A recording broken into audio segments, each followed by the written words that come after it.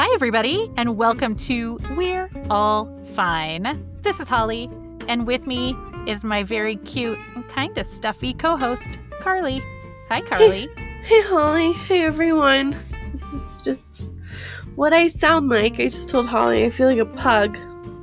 Just can't breathe. It's fine. Allergy season is the best season.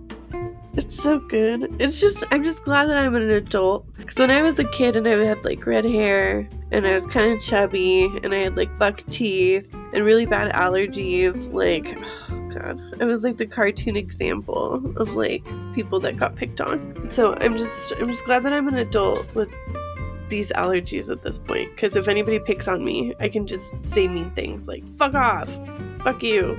Like, I fucked your mom, like I can just say like ridiculous stuff and nobody can mess with me at this point. I like that. That is conflict resolution at its best. I'm really good at resolving conflict or creating it. Aww. It's actually two of the things I like best about you. Oh my gosh, thank you. Thank you. Well, guys, we are going to be talking today about something we've all been through. This is for everyone. These are relationship milestones. And I should... Wait, I'm sorry. I want to hear that again from Carley. Relationship milestones. That's good. That was good. That was my best sirens. That was pretty good. All I can think of are your little laser things from Laser Quest. So you're like... Pew pew. Like, pew pew. Relationship milestones. Now we're actually talking specifically about romantic relationships. So if you're like, sorry, I totally swallowed wrong. I thought you were dying. I'm so glad you're okay now. Sorry. So if you're thinking, well, these are not milestones that I've hit with my BFF, that's okay. We're not necessarily talking about milestones with BFF, although those could be very similar. What we are talking about is significant events that mark the progress and depth of a relationship, often indicating increased intimacy, commitment, and shared experiences. Quote Google. So milestones are always different depending on where you come from, what your background is, what country you're in, all of these things. So our description of these milestones, I would say, is probably definitely, I would say like American. I might even say heteronormative in a lot of ways. I would say so. Like, probably. I think there's a lot of overlap, but as far as like anything that is kind of gender rolled can be different, or very heteronormative.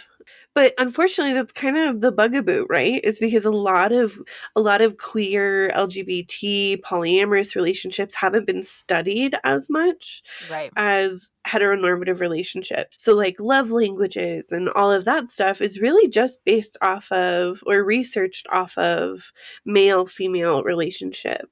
So over time, hopefully we get to have a greater scope.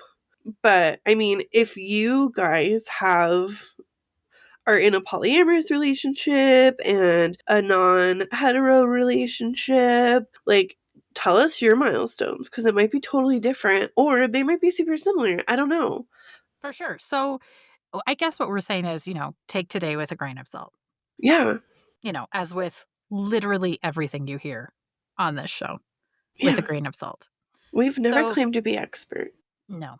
The first thing, kind of what we're talking about, is something called the relationship escalator for a lot of you guys, which I think for anybody who are commitment-phobes, this is going to scare you a little bit. It's this idea of you get on the escalator and then you ride in a predetermined direction toward a point. Like, there's no stepping off. There's no like U-turn. You just get on the escalator and you do the thing. I'm so glad I'm married. That sounds terrifying. If you would have told single Carley this theory, she would have been like, fuck no. Never. Well, it's sort of the idea that like you're building off of towards like an end goal. Right. So I found this thing called the 3-6-9 month rule. Okay. Which is, in general, I mean, I don't know. I've always known this existed. I just didn't know it had a name. But it's this idea that there are sort of expectations at 3 months, 6 months, and 9 months on like what to expect out of a relationship. So you would start with like the first 3 months is called like the discovery phase. So this is the getting to know you, exploring interests, hobbies, right? Like ooh la la. Ugh, Um, I fucking killed that, by the way, in my relationship because we got engaged on our 3-month anniversary. Look So, at you. Oh, yeah. you jumped. Oh, Your discovery phase was like we went fast. We went super fast. yeah. And I mean, this is like the talk about like communication is vital during this time. You go on dates, you create memories. This is like the honeymoon phase, Yeah. right? Everything's so cute. This is the stuff where you're going to see like your first date. These are all milestones, by the way. Yeah. Public displays of affection, Uh-huh. meeting friends of the other person, Mm. making up after an argument. We've all been like, oh my God, this is our first Oh fight. my god, I love you. We're always gonna communicate just like this. Says the girl who's like, now I could tell everybody to go fuck themselves. But this is also where you're gonna have like your first kiss or like your first overnight, maybe even first overnight trip, um, and maybe even the dating exclusively. Like that could happen, but it kind of overlaps into the second 3 months. So Yeah. this is the 6th part. This is called the deepening phase, which I think is sounds way dirtier than it's supposed to. Yeah, like very oceanic and then also like very sensual. Like, what is this? What are we doing? I mean, I guess we could look at these 3 phases as yeah, we could equate it to sex. So we go the discovery phase, the deepening phase, and then we're not there yet, but the last one is the evaluation phase. Wow, that's so hot. Oh my god. Holly, calm down. So steamy. You get on your app and, like, rate your lover the same way you would your Uber driver. Oh my god, it's like that episode of It's Always Sunny in Philadelphia where Do they D do that? like yeah, it's called like Raider or something like that. And then you like rate people that you go on dates with and D like bangs a bunch of dudes and is like, I don't even care, but like really ends up caring about her rate and Dennis does too, and he like freaks out. It's such a good episode. He's like, what are you rating me right now? I am a man! I am a high quality man. I just see things like, I've brought bottles of water, snacks. I just wanna make it a good experience for everyone. 4 stars, very important. Right. So, the deepening phase, this is like now you're past infatuation and you're investing more time and emotional energy into the Mm, connection. okay. So, this is where you're gonna start navigating challenges and disagreements. Okay? This is where we're really gonna see that vulnerability thing. This is where you might see things like traveling together, right? Where this is where we're, like, seeing the real person. Same thing, living together might occur sometime in Yeah. this. This might also be we might also be, like, meeting the parents or meeting the Ooh. family of that person. Yeah. These are like the big ones. So the deepening stage is like when it gets like shit gets real. Like Yeah. shit's real. And like again, commitment phobe Carly hearing it 6 months, we're living together, or like I've met your mother. Like she's like, ah, no, God no. Like, oh, no. Yeah, for But sure. That second 3 months is when that's technically month 4 through 6. So what not the hell? even yeah. Well, see, but then like no one can ever give me shit for how fast me and my husband went. Like it's been 5 years. We still like each other. We check in with each other all the time. Like, hey, do you still like me? And it's been yes across the board, which is nice. If it makes you feel any better, I always ask Chad that, and he gets Yeah, annoyed by it. Like, we just celebrated our 20th wedding anniversary, and I'm like, "Do you still like me?" He's like, "Yes," and I'm like, "Are you still glad you made this choice?" Not like he right. could do anything about it now, really, but, No, like, I just like no, him going, "Yes," every day, and I'm like, "Thank you for validating me." yeah. Do you love me and like me? Those are different things. Oh, for sure. And we absolutely make the other person like do that. You need to clarify. I know that you love me. I know you love me. But, like, do you like me today? Yeah. Maybe not today, but would you like me tomorrow if Right. I stop being such a hooker? Okay. All right, so let's bring commitment phobic Carly to our final 3 months, Okay, the she's ready. evaluation phase. She's out already. But Yeah, this is when you're gonna go ahead and rate your Uber driver, which also I realized that the 3, 6, 9 month rule would also apply to an Uber ride. So that discovery phase yeah, is like as you're getting into the car and they are going, there's bottles of water in the back for you. There are snacks. Would you like me to change the radio station? And then right, the deepening phase is like if they chat with you or don't during the ride, how like quickly they get to the spot, how good of a driver they are. And then this evaluation phase is like, what kind of rater am I leaving them? What kind of tip? right. That's true. Which actually worked for commitment phobe Carly, because as my therapist and I have discussed many times, a lot of my relationships were transactional. Was like the amount of vulnerability I would give people was like very transactional. So honestly, Ubering and dating were like the same for me. So I'm really excited about Yeah. this So this Uber evaluation. analogy seems to like really, It really works out. Yeah, it really I works love out. that. Okay. Well, the evaluation phase, this is like the last 3 months of this 9 month time. This is Right. where you should be evaluating the long term potential of the relationship. Now, I Okay. do want to point out that this is not like, or like at this point, do you go, okay, we're getting married right now? But you are evaluating, like, do I see a future with this person? So you're Mm-hmm. going to start to have the conversations about your future and whether or not you guys want the same things from the relationship. So, like, at this point, you're going to be having this talk of, like, do you see marriage in our future? Do you see children in our future? How does that look to you? Right.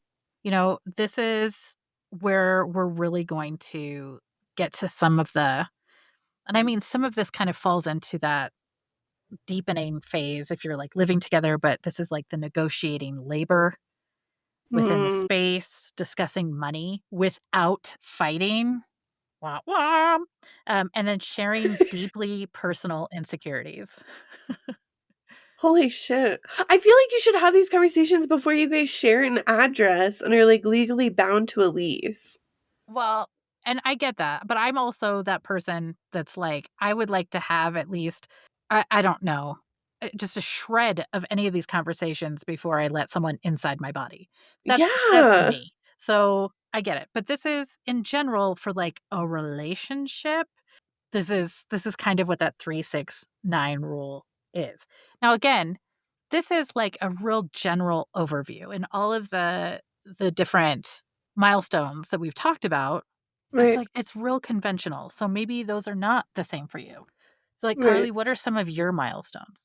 My what one of mine probably, and it like not even like shock factor wise, but definitely is like peeing in front of each other. Like that's a big one for me. Like, do I feel comfortable peeing in front of you? Yes. I have not done that in I front of my husband. I know we've Well, talked about it, but like I don't understand. not Like, purposely. yeah. Did I get so loaded one time in my life that I totally peed my pants? Yes.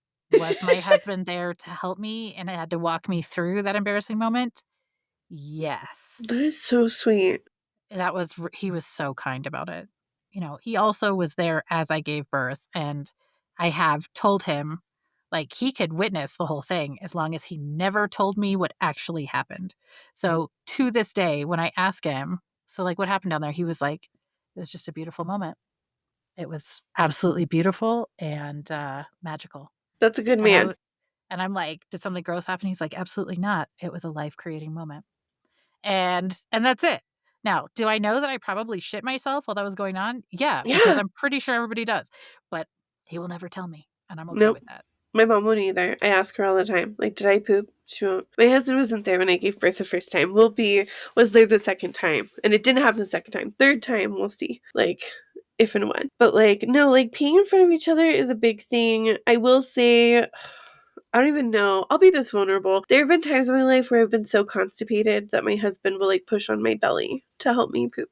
Wow. Yeah, but I mean, that was year 5. Year 5. So I worked really hard for that. Another milestone, I think, definitely was when we stopped sharing blankets in our bed because I was tired. Like, I would steal all of the covers and then he'd complain, or he'd steal all the covers and I would. And so getting to the comfort level of like, I have mine, you have yours, and this is better for everyone was like huge for me because I've slept way better, which means I've loved him more after that Oh. happened. See, we went the bouge route some years ago.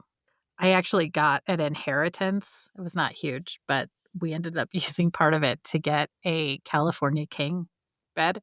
Oh, I Um, love, yep. those things are fucking ginormous. And then we got all of the bedding that goes with a California King. And Oh, so it's good. great because there are times like I don't even know that he's in the bed with me. And like, so we know when we want to and we ignore it when we don't. Yeah. Yeah. No, like, I think one of the, like, this isn't a good milestone at all, but it was hilarious. The very first night that me and my husband, because we did not live with each other until we bought our house. And so, which was during the 6 month mark. So we followed the 369 really well. But that night we were like sleeping on an air mattress first night in our house. And it was the first night that he was like, "Yep, it's all downhill from here." Ha ha ha. And then like rolled over instead of like holding me all night like he had. Like, you know how it is when you like start dating, you can't feel your Right. arms. Like you're afraid of like you're drooling and trying to like wipe it off before like he wakes up, you know? Or like she wakes up. Either way, I've had Yeah. both. That was the first night that he like kissed me and was like, "I love you. It's all down here hill from here, honey." Ha ha ha. Rolled over out like a light. And that's just kind of like how it was. Like we cuddle a lot, but a lot of times no. Like I we'll like cuddle in that. the It's a beginning. good check mark. Yeah. It was really great. It was really good. I would I say don't another know. one that Chad and I had was like the first time that he got invited to something but had to check with me to see what the schedule was first. Oh, yep. Oh, that's fun. Oh, that's super fun. Yep. I remember my husband and I had been dating for a little bit and he had this like lunch group at work, but it was all female coworkers and him. And I remember being at work and I got this text message from this adorable man that was like, "Hey, so I've always done this, but like now that we're official, I don't know if this is appropriate. So like if it's not okay, I won't do it, but like if it is okay, I'm gonna go because like I really do like having lunches with them, but like you're more important." And it was like this like long message, which was so sweet. And I was like, "Honey, I don't think you're gonna like have a 5-way in the middle of Qdoba. So, I mean, like, you're a man, but I don't know. So, go ahead, have your lunch, have fun." And he did. But That was good of you. besides, yeah, like, I mean, if he could Yeah. pull that off, probably Real too much of a impressive. man for me. So, Wowza. yeah, Yeah. especially at Qdoba. Like, nothing says sexuality like Qdoba. Listen, So, they do offer free guac, and there is nothing sexier than that's free true. guac. Qdoba, if So you would like to sponsor us, we are very open to it. I do love perfect. a cheese crusted quesadilla. Excellent. Please get a hold of us at we're all fine podcast at gmail. Thank you. Thank you. Thank you very much. Yep. And then, but I wanted to check with like Reddit to see if my milestones were weird because a lot of mine I feel like are gross. Like it's like we peed, we pooped. And so I looked it up and Reddit came through like it always does. The real Ryan Browning said one milestone is traveling with your significant other and still being together when you get home. So that is a big deal. And I know that like you know, we talked about in that first 3 months, right? The like Hmm. the honeymoon phase of like having a weekend away. But like I'm talking about like an actual Travel. trip. And if you really want to like get dirty about it, a like car trip. Like Yep. let's get into the car for a road trip and go places. My husband and I did that actually pretty early on because we were dating while I was living in St. Louis.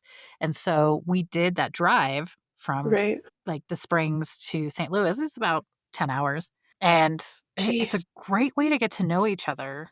Absolutely. That Yeah. is like I mean, like, undivided attention. I mean, you might have the radio on every once in a while, but oh, that's a long time. But see, look at that. You built such a good foundation.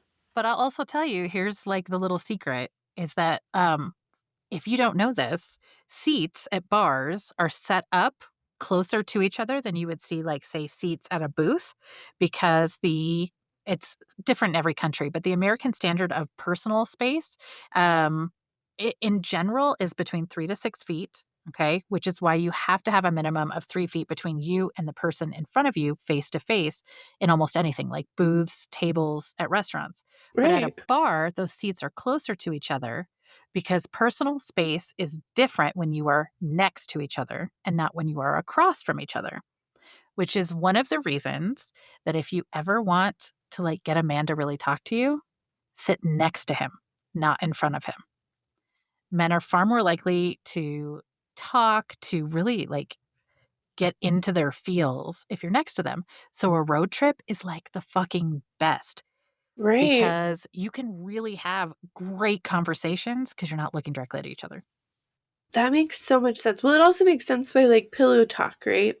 Like pillow talk looking at each other, I think is useless. Like usually it's just like, hey, you performed really well tonight.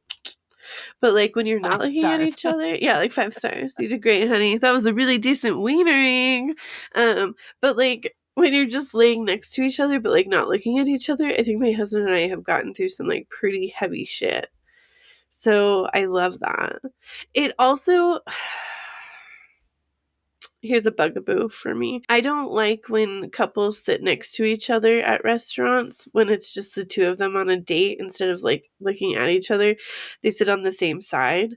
I've always thought that was like super weird. I don't know. I thought it was weird, but now probably those couples are having way more communication than They might be, but other the people. problem with that is that there's even less space, like, if you're in a booth sitting next to each Yeah. other, and all I can think about is, like, my elbows, like, Yeah. as I'm, like, eating, that just annoys the shit out of me. I don't But know. if I'm, Yeah. like, at a bar, though, my chair usually swivels, or I can swivel, and I've got, like, way more space if I need to, like, put my elbow somewhere. Right. Well, like to me, sitting on the same side of a booth in a relationship on a date is the equivalent of like a shared Facebook profile. I have questions. I'm like, what happened? Who hurt you? Like, who did it? What are we rebuilding? Which is awful that I'm speculating those things, but that's literally what it is. Like, I'm like, oh, okay. Karen and Matthew's Facebook profile probably sit next to each other at bars and restaurants. Weirdos. Like, it's a judgy thing for me, and I'm gonna work on it now that I've said that out loud. Because 'cause I'm gonna start looking into it, and, like, now I really wanna know. Sorry, please continue. Excuse me, you two. Who cheated? You know, like a kid said the first time you nursed them through the flu. And I think that's the most honest one, like 100%. Can you For deal with sure. them while sick? Can you handle their ick? No one with the flu smells good, okay? And if you're not sick and they are, whew, my goodness, like that can be a thing. Are they people that throw up in pots and pans, or are they people that throw up in trash cans? Those can be big deal Ew. breakers. Ew. It's a Who's thing, throwing Holly. up in a pot and pan? It's literally a thing. It's literally a thing. Look all over social media. There are families that use pots instead of trash cans. And I I'm a can't. trash can. No. I'm a trash can girl. Like get to the Ugh. toilet if you can.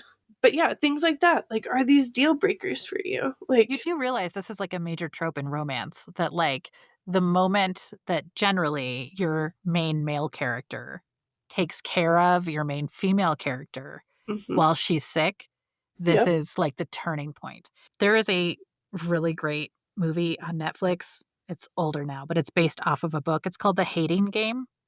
Mm, Ugh, it's very hot. But love the that. the whole premise is like two people who seemingly like despise each other at a workplace, like despise each other, not like in a cute way. It's great. And then they have like a very hot like moment in an elevator and Love that. yeah, but the turning point comes when he takes care of her while she's sick. Yeah, and it really is like she's vomiting literally everywhere. Yeah, and you go, "Nothing else It's would have made me gross. believe." Right. that he was like a decent human being. But that, yep, nope. I remember I don't remember who it was, but I was in high school and I was talking to a couple, and I never really took high school couples very seriously, but never told them that. And they were talking about like how committed they were and how great the other one was. And she was like, "Yeah, I ate really bad Chinese food." And I was like, I had to be, these were her words, which are words that I probably wouldn't say to most people. "I was on the toilet all night and he sat outside of the door and just talked to me." And I Oh, was like, that is so beautiful. But at the same time, I was like, what are you why are y'all doing like husband wife stuff for boyfriends and girlfriends? Like that's crazy. That is crazy. No way. like, are you in the 9 of your 369? Because Right, I'm cuz not gonna believe that. have you evaluated yet? Have you evaluated yet? You don't know? I don't know. The last one I saw that I thought was like really solid, and me and my husband actually joked about this a lot in the beginning of our relationship, but putting furniture together Oh, is a huge milestone. Like that yeah. is huge. Yeah, that's a make or break for relationships for sure. 100%. And I think even more like IKEA now does this thing where like it shows two little people. Mhm. Like it shows one person with an X, but two people like They can do yay it. with thumbs up. And I I told my husband at some point I think I'm gonna get that tattoo of like the one with the X and then the two like of these like little dudes. I'm better with you, babe. Yeah. But doing it is really like, do you have a person in the couple that likes to be more in charge? Yep. Or a person that's like, I don't like reading instructions. I can figure this out on my own. Right. Oh god. Yeah. Uh-huh. Or someone like me who's like, goes to do it, but is not super detail oriented and then didn't realize that I put it together upside down. And now I have to undo it all to do it correctly again. Right, and I stripped all the screws because I was never gonna take it apart ever, and now I'm already taking it apart, so it's broken. Yeah, no, 100%. I think that is such a big one, such a big one because, like, I don't know, meeting in-laws, stuff like that. That's huge. That's huge stuff. But like, I can hate an in-law or one of your best friends and never let it affect our relationship. But if you and I have to build cabinetry together, I can't I can't do that with someone who's an asshole. Yeah. I mean, it's extremely telling Yeah, of the person that you're with. I would agree. I would agree. I also think holidays can be a big one. How people like, are you a Scrooge and then your partner is super into Christmas? Because sometimes that can work out as long as you're not an Ebenezer about it, just Scroogey. But I think that one can be a big one. Well, I would say with that too would be birthdays. 100%. And that was something like my mom raised my sister and I that like birthdays were a religion. Like I remember as an adult when I told my mom, like, Mom, like I don't really want to do anything for my birthday. And she, in all seriousness, was like, your birthday is not for you. It's for everyone else. I love that. And I was like, all right, touche. Because in a way, like, she's not wrong. No, When we she's not. celebrate birthdays, like, yes, we're celebrating that person, but it's we want to do something fun for and with that person. And, we want them to enjoy it, but also it's not for them. 100%. So when I married my husband, he was like, yeah, it's a birthday. Like, it's just like this. And I was like, what? Like, I this is know. also the man who he doesn't like cards. Like, he finds them to be a giant waste of money. Like, he's like, what's the point? Like, you just read it and then you put it away somewhere. Who cares? And I love cards. I love cards. But here's the thing, you don't have to change the other person to bring them to your side. You just have to have a partner that goes, I know this is important to you. So I'm going to do what I can for you on this thing. But when it comes to me, understand where I am at. So, like, I don't get my husband a card for his birthday. Sometimes I'll get him one for the anniversary. And then I don't like get mad about it. Like, he's saved a couple of them. But like, I don't Mm, get mad when he doesn't because I yeah, know that cards are just not his jam. And he right. thanks me every year when I don't get him a card. Aw. But That's he nice makes sure though. for my birthday and anniversary, I get a card every single time. Yep. Yep. It's realizing what's important to the other person and like meeting them.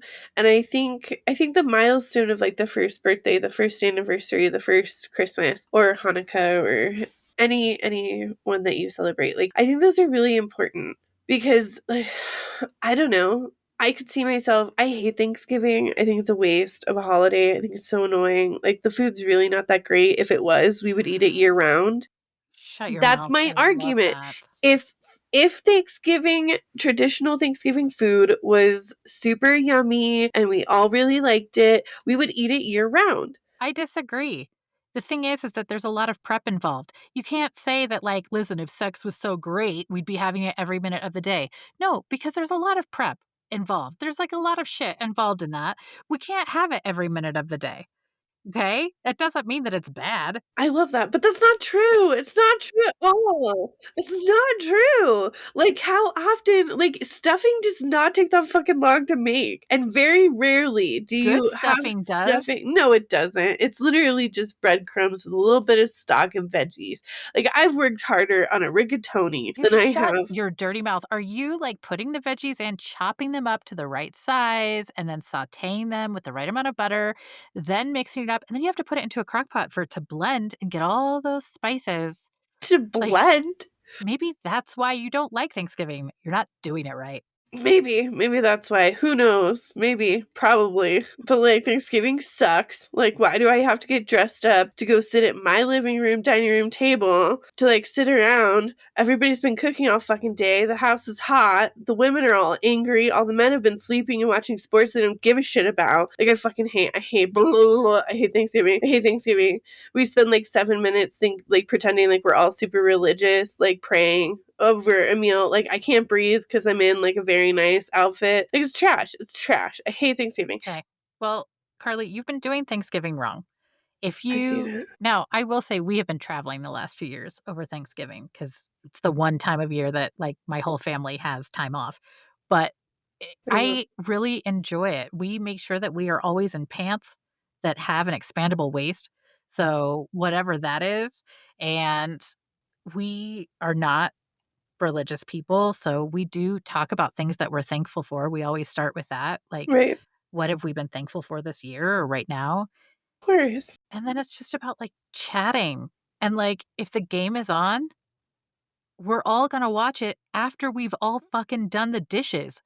That's Oh, not see, that sounds nice. I don't know. It was like very gender rolled, very stupid. I don't know. I've always hated Thanksgiving. But if my partner was super into Thanksgiving, which luckily not, like I would have to bow down. Or like my birthday this year was on Easter. If Easter was super important to my husband, like I would have had to share my birthday with Easter, and I don't want to. Like I don't like, I think I would be worse at compromising with that. Luckily, we are on like all the same pages for holidays, which is so helpful.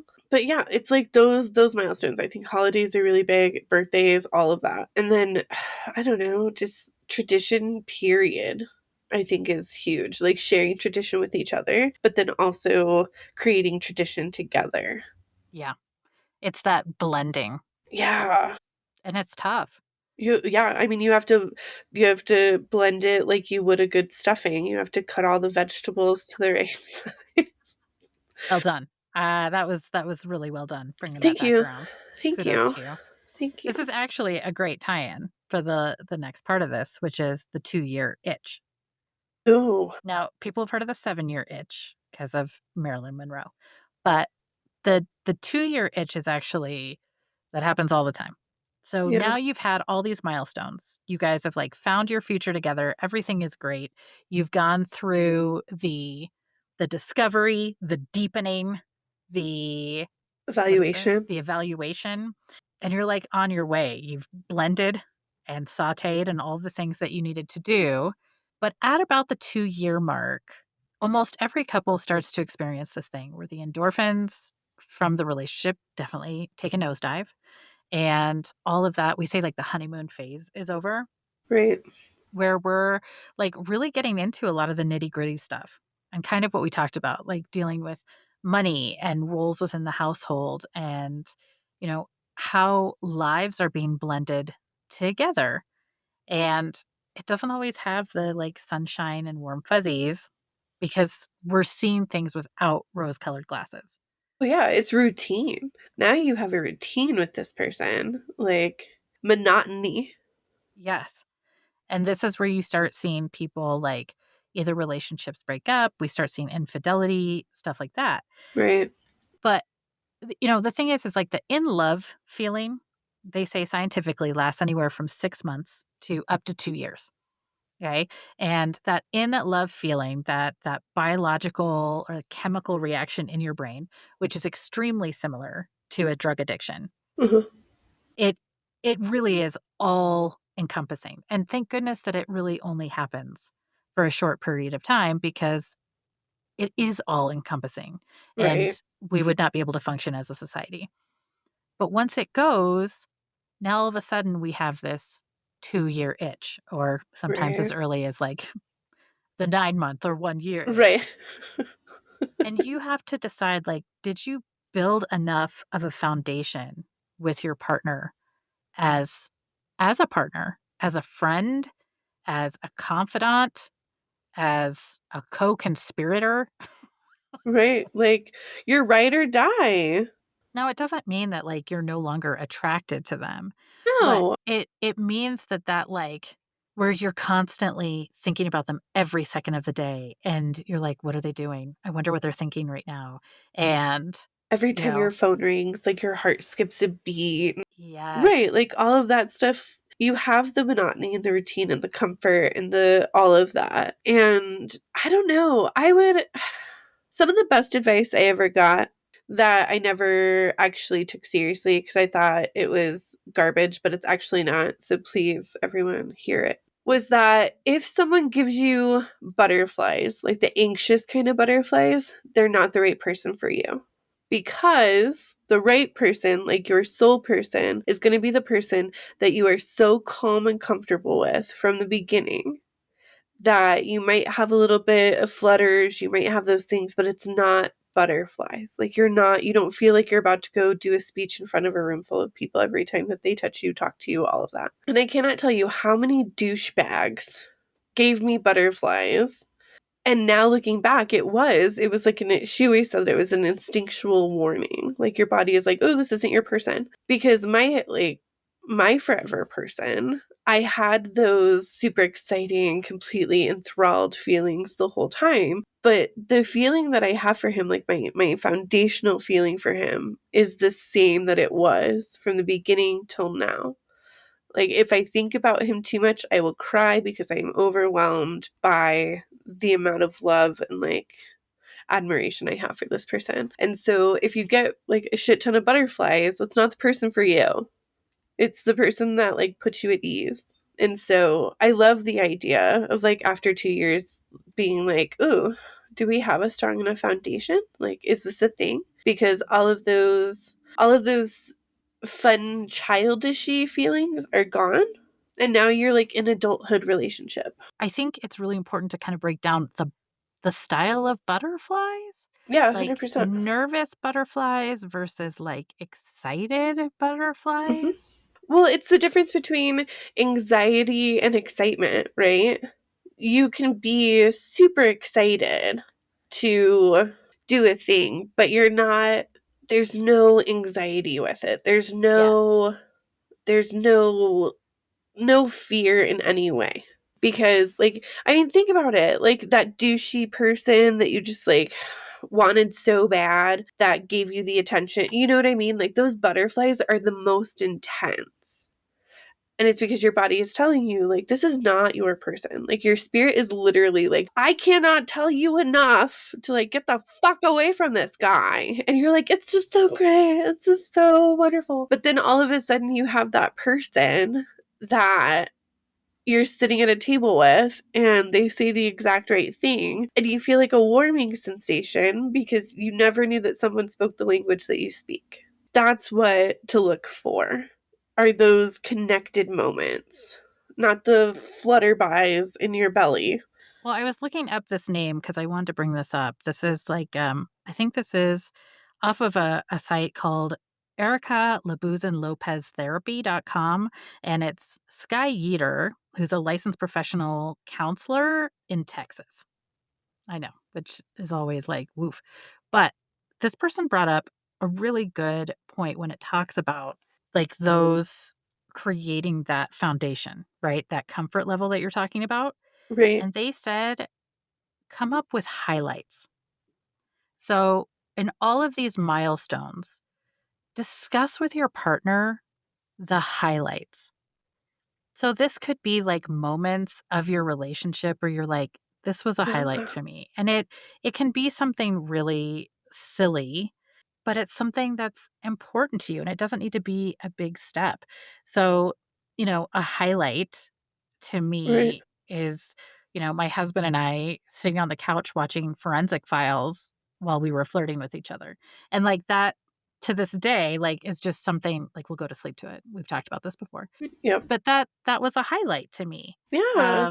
Like the car rides that I took with my husband and still take sometimes, like those are highlights. And they're not milestones, but discussing those highlights, and you don't even have to do it over the entire life of a relationship. Those highlights can be discussed at the end of a date. It can be discussed at the end of a week. Like, what are some of the highlights of us? Oh, I love that. I really like that because it's going to give validation too, especially for people who don't necessarily feel super confident in like their dating ability or people that need that validation. Like, I don't know, people that constantly ask their wives and husbands if they still like them. Like, that would probably be really helpful for them because I definitely don't do that all of the time. So, Feel that. no, I like that. So, guys, you're welcome. We have brought you all kinds of like very delicious little relationship tidbits today. Yeah. Man, enjoy that. So much better than stuffing. Yeah. Chew on it. It is better than dry ass turkey. Anywhoozles. Guys, if you haven't already, please make sure that you follow us on Spotify, Apple, or wherever you listen to podcasts. You can check us out on Facebook, Instagram, TikTok, or YouTube. And as always, we'd love to hear from you on any of those platforms, or you can email us at we'reallfinepodcast@gmail.com. Remember, guys, by ourselves, it's really hard. But together, we're all fine. We hope you guys have a great week. We love you. Bye.